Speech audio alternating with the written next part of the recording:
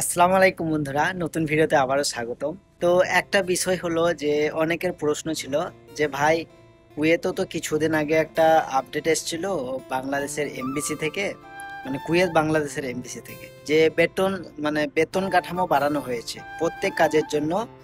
যেমন বাড়ির কাজ, কোম্পানির কাজ, বাড়ির কাজগুলোতে বেতন বাড়ানো হয়েছিল 120 দিনার, মানে 120 দিনার দেখানো হয়েছিল এমবিসির পোস্টার থেকে। তো এই বিষয়ের উপর অনেকে আমার কাছে জানতে চেয়েছে যে ভাই, এটা কি প্রযোজ্য হয়েছে এখন নাকি হয়নি। তো এই বিষয়ের উপর আজকে ডিটেলসে জানাচ্ছি। ভিডিওটা শেষ পর্যন্ত দেখুন, তাহলে হয়তো পুরোটা বোঝাতে পারবো। তো একটা বিষয়, মানে এমবিসি থেকে যে পোস্টটা এসেছিল, বিশেষ করে মনে রাখবেন, এগুলো কিন্তু খুব গুরুত্বপূর্ণ কথা। হয়তো সবাই মানে এই কথাগুলো বলতেও পারবে না আর তথ্য দিতেও পারবে না সঠিক। সবাই বলবে হ্যাঁ বেড়ে গেছে, যারা পাঠায় এজেন্ট দালালরা তো সবার আগে বলবে হ্যাঁ বেড়ে গেছে, চলে যাও চলে যাও, গেলেই টাকা পাবে, গেলেই মানে বেতন পেয়ে যাবে, একবারে সত্য কথা তাই বলবে। তাদের কথা মানে, যেটা আছে নিমের গাছ, এটা যদি এই নিমের গাছের একটা পাতা যদি এভাবে পাপড়ে দিত, চিবিয়ে খান না, তখন তাদের কথা শুনে মিষ্টি লাগে। আমাকে সত্যি তিতো লাগছে।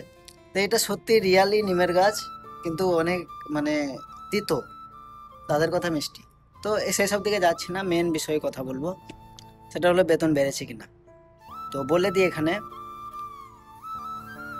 বাড়ির কাজে শুধু বাংলাদেশের ছেলে আসে, ইন্ডিয়া, নেপাল, শ্রীলঙ্কা, এইসব দেশের লোকগুলো আসে। এই মানে সব কাজেই আসে। এই দেশগুলোর প্রবাসী বেশি বা ছেলেপেলে কাজ বেশি করে।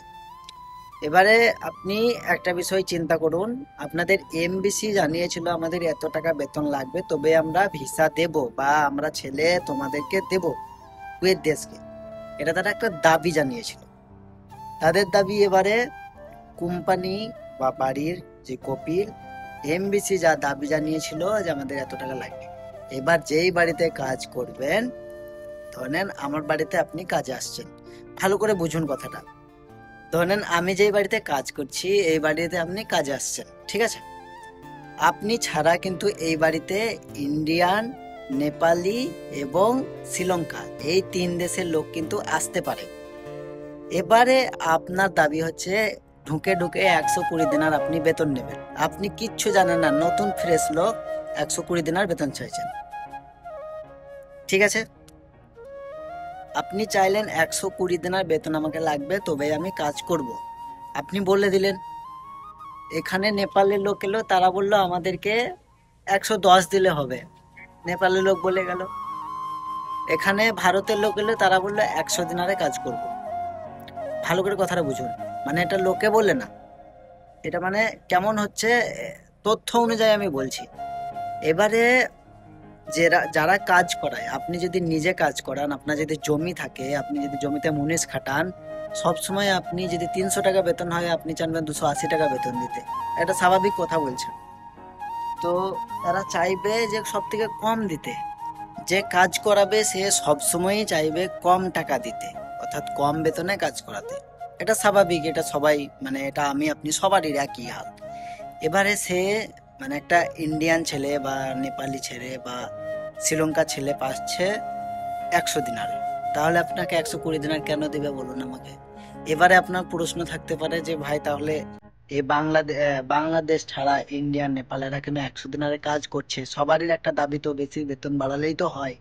কিন্তু এখানে বোঝার বিষয় আছে, এখানে আপনাদের শুধু এমবিসির দাবি যে এত টাকা লাগবে, আপনাদের দাবি, এটা প্রত্যেক দেশকে দাবি জানাতে হবে যে আমাদের টাকা লাগবে, না হলে আমরা ছেলে দেব না। এই হচ্ছে স্বাভাবিক। কিন্তু দেখা যাচ্ছে আপনাদের একটা ভিসা মানে মানে সরাসরি যেহেতু কাজ নেয় না বা হয় না, আর আপনাদের এখানেও একটা বিষয় বলে দিই যে এমনিতেই কিন্তু বাংলাদেশের ছেলে এখন আর পছন্দ করে না। প্রত্যেকটা বাসাবাড়ি বলেন বা কোম্পানি বলেন, আগে অনেক ফিলিংস ছিল তাদের, আগে অনেক ডিমান্ড ছিল, এখনো মানে যারা উঁচু লেভেলে আছে তাদের ডিমান্ড আছে, কিন্তু আগের থেকে অনেক কদর কমে গেছে। মানে আর বিশ্বাস করে না, এটা আমি মানে বলছি বলে আপনার মন খারাপ করেন না, কিন্তু এটাই স্বাভাবিক। যারা বিদেশে আছে বা অনেক পুরনো বা যারা কাজ করে তাদেরকে জিজ্ঞেস করবেন, পরিচিত কেউ থাকলে পরে দেখবেন সঠিকটা বুঝতে পারবেন। আমি আপনাদেরকে সবসময় সঠিকটা বলারই মানে চেষ্টা করি যথাযথ আমি সব কথাই সঠিক মানে সঠিকই বলি। আমার 100% না হলে 999% বা হাজারের মধ্যে 999% আমি খাঁটি কথা বলি বা সত্য কথা বলি। আমার ভিডিও রেগুলার দেখলে আপনি বুঝতে পারবেন।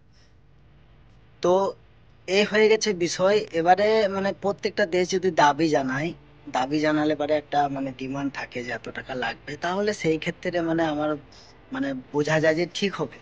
কিন্তু একটা দেশ দাবি জানালে আর দিবে না, এমনিতেই দিতে চায় না, বলে কাজ নেই এই নেই। কিন্তু বাড়ির কাজে সব থেকে কাজের মানে যা কাজ না থাকলেও আপনার মানে গিরগিরিটা বেশি, একটু কথাটা বেশি।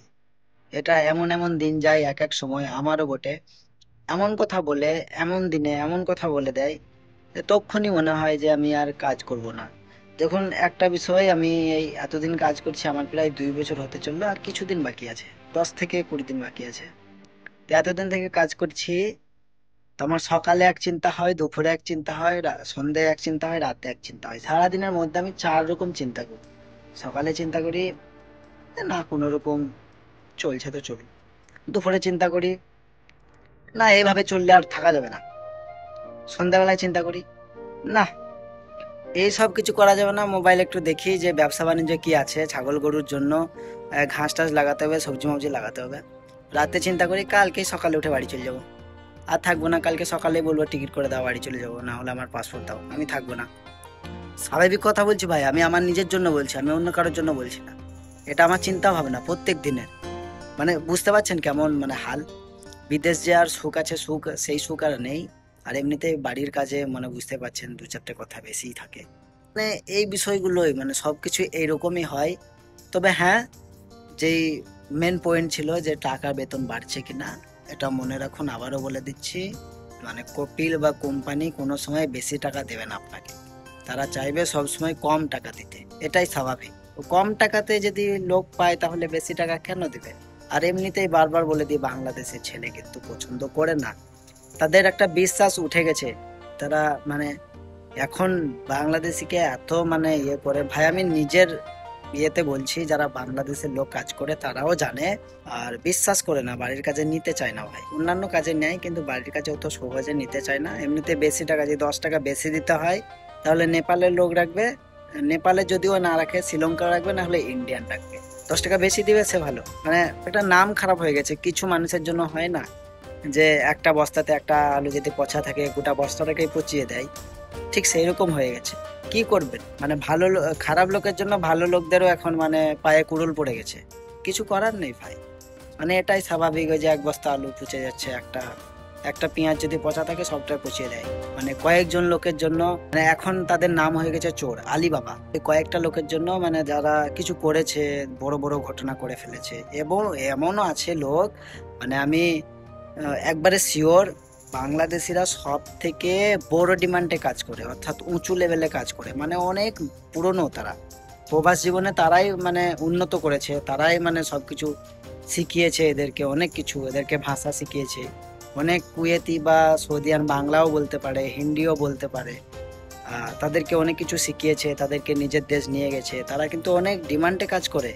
কিন্তু এখন তাদের মানে মানে অবস্থা এখন খারাপের দিকে, কারণ ওই কয়েকটা লোকের জন্য ভাই, এটাই স্বাভাবিক, কি করবেন। তো যাই হোক, বেতন কাঠামো যেটা হয়েছিল মানে এমবিসি থেকে পোস্ট এসছিল, সেই বিষয়ের উপর মানে যদিও লাগু হয়েছে, তো কপিলরা দিতে চায় না, এটা মনে রাখবেন। কোনো দালাল যদি বলে হ্যাঁ 120 দেবে গ্যারেন্টি, এটা কিন্তু গ্যারেন্টি নয়। এটা মানে কপিলের মনের উপর নির্ভর করে।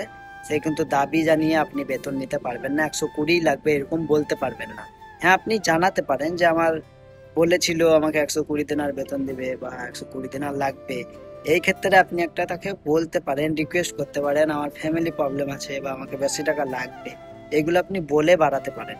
কিন্তু আপনি জোর দেখিয়ে কখনোই পারবেন না, বলে তোমাকে লাগবে না চলে যাও, আমি নতুন ছেলে আনবো, অন্য জায়গায় 120 টাকা দেবো কিন্তু তোমাকে দেবো না, এরকম হতে পারে।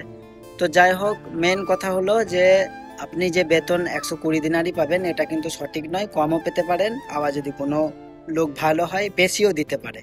তবে বেশি দেয় না, সবসময় কম দেওয়ার চেষ্টা করে, এটাই স্বাভাবিক। আই হোপ এনজয় ভিডিও কেমন হলো জানিয়েন। আবার নতুন ভিডিওতে ফিরে আসছি, ততক্ষণের জন্য টাটা বাই বাই, আসসালামু আলাইকুম, আল্লাহ হাফেজ। দোয়া করবেন, দোয়া রইল, ইনশাল্লাহ।